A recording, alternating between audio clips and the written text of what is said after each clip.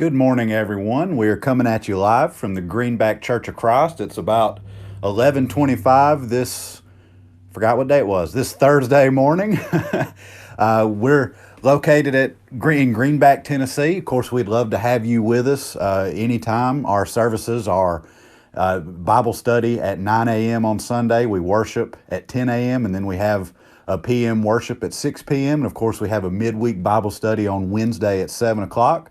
Love to have you with us at any time. Now, what I want to talk about today is something that has been very encouraging to me, and I hope will be an encouragement to you as well. I talk a lot in my sermons and things when I'm talking with people about the levels of faith in this country. We see all these surveys, the Pew Research survey that says that Christianity in this country is at an all-time low, and lack of faith, irreligious belief is at an all-time high.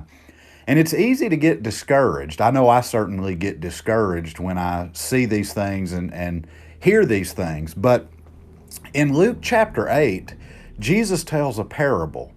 It's called the parable of the sower. And this parable is extremely encouraging to me because a lot of times I look at things and I think, well, am I really having much of an effect? And I get discouraged. I get down, and I suspect that I'm not alone in that. I suspect many of you probably feel that way too. But let me read this parable in Luke chapter 8, verses 4 through 8. It says, "And when a great crowd was gathering, and people from town after town came to him, he said in a parable, a sower went out to sow his seed. And as he sowed, some fell along the path and was trampled underfoot, and the birds of the air devoured it. And some fell on the rock, and as it grew up, it withered away because it had no moisture. And some fell among thorns, and the thorns grew up with it and choked it. And some fell into good soil, and grew and yielded 100-fold. And as he said these things, he called out, 'He who has ears to hear, let him hear.'" And in this parable of the sower, we see that a sower goes out to sow seed.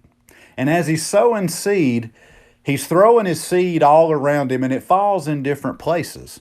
The first that we see is it falls along the path. Well, it's trampled underfoot, and the birds come and take it up. The second is falls on rocky ground. And as it grows up, it withers away because it has no moisture.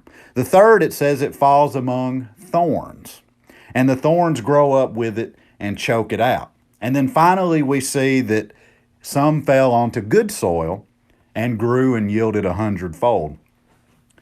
And what we see here is that we have one sower sowing seed and produces different results.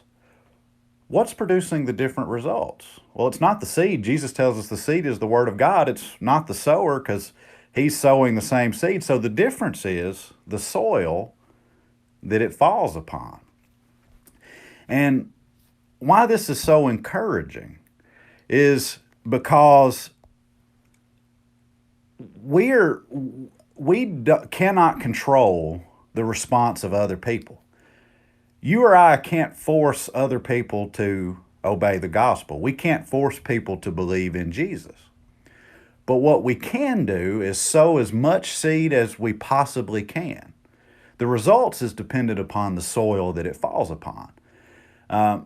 And so our duty is to just sow as much seed as we can. And then, God is the one that gives the increase. And so I found that extremely encouraging. And I hope that you do as well. Thank you so much, and I hope you have a wonderful week.